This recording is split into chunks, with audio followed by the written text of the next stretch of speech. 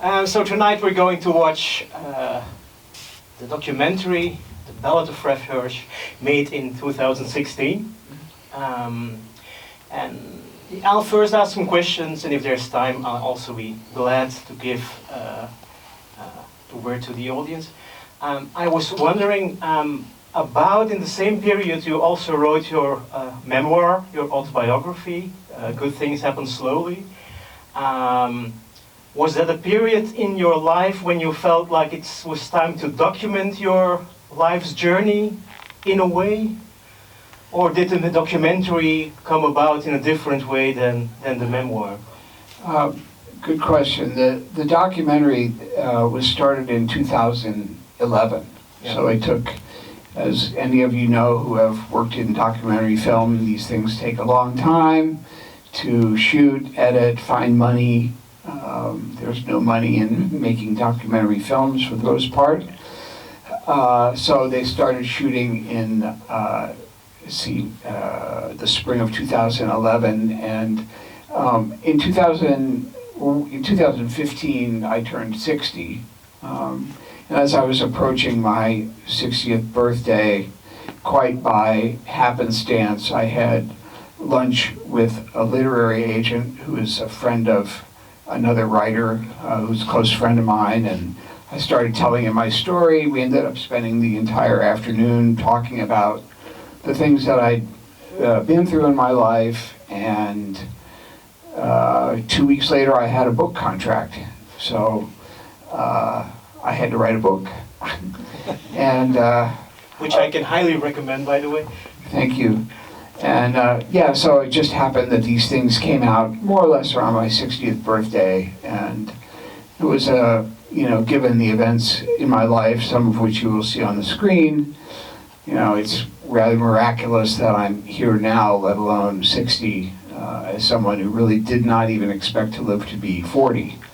So yeah, they just happened to come out at the same time, which was kind of nice. So the documentary was made by, I'll say her name in French because I think she's originally French, yes. Charlotte Lagarde, yeah. And Carrie Lozano. Mm-hmm. How did their path cross yours? Yeah, interesting. About 2011, there was a very large feature on me in the New York Times Sunday magazine. Of course, that was when people read physical newspapers a lot more, and it was a big deal. And it was a very early morning flight from New York to San Francisco. I was going out there to play at the Monterey Jazz Festival. And I got in my window seat. There was a guy next to me who had an iPad, which was more of a novelty back then, actually. And I just started asking him about his iPad. I said, well, what does it do? Is it worth getting one? What do you think? And he asked me what I did. I said, well, I'm a jazz pianist. I'm going to go out to play at the Monterey Jazz Festival. He said, what's your name? I gave him my name. Then I fell asleep. And then, 3 hours later, I woke up. He said, well, I Googled you before we left the gate, and I found this New York Times Magazine article, and my wife is a documentary filmmaker. Do you mind if I show it to her? And a month later, they were shooting film. So both of these came about totally organically and by accident, but very happily. Nice. So good things not only happen slowly, but also organically. Yes, and quickly in some cases. If I may say so, I guess the people will notice it as well. That's at least how I experienced the documentary. As you say, your private life is part of the documentary. Your health issues, your sexual identity, but at the same time, it does feel like the music is key in the documentary, which I obviously appreciate. Was that a sort of a condition for you for the documentary to be made, or how did that go about? Well, at the time that I met Charlotte and Carrie, which was in early 2011, in May of 2011, I premiered a large multimedia jazz theater kind of piece called My Coma Dreams, which was based literally on dreams that I recovered after a 2-month coma. And I think that originally the reason they wanted to start shooting is they wanted to get the whole process of rehearsing and mounting this rather ambitious production that had lots of video and a very complicated thing. And so I think originally the film was going to be a little more about the making of my coma dreams. And then the more they got into it, they realized, no, this is really a music film. And my coma dreams is part of it, my partner is part of it, my health is part of it. But in the end, for a documentary film, you'll see there are lots of uninterrupted stretches of music, which is not all that normal. I mean, a lot of documentary film, you see 20 seconds of stuff, and then you see a talking head, and then you see another 30 seconds of that, and then you hear and see another talking head.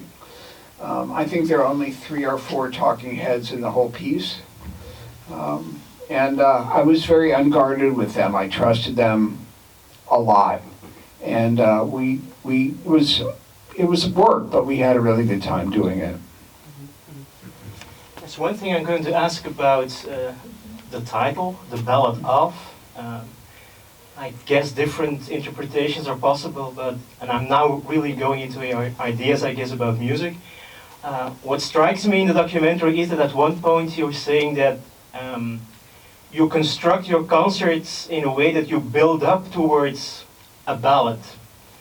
Whereas I think that a lot of artists do not build up towards a ballad, but towards a sort of an up-tempo finale. Why is it so important for you to have this idea to build up towards a ballad? Well, I mean, I do always play a ballad and then something by Thelonious Monk, so I do end up with something that's fun, generally, but I think, in the course of a concert, I present lots of different music, original music, things by other people, hopefully lots of moods, lots of variety.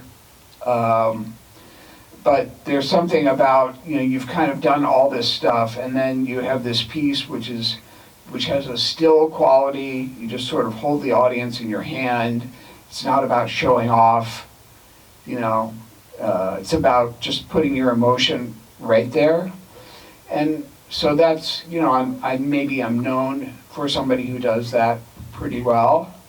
But also ballad is a story, going back to the Middle Ages, it's a story. So it was their title, but I liked it, so it stuck.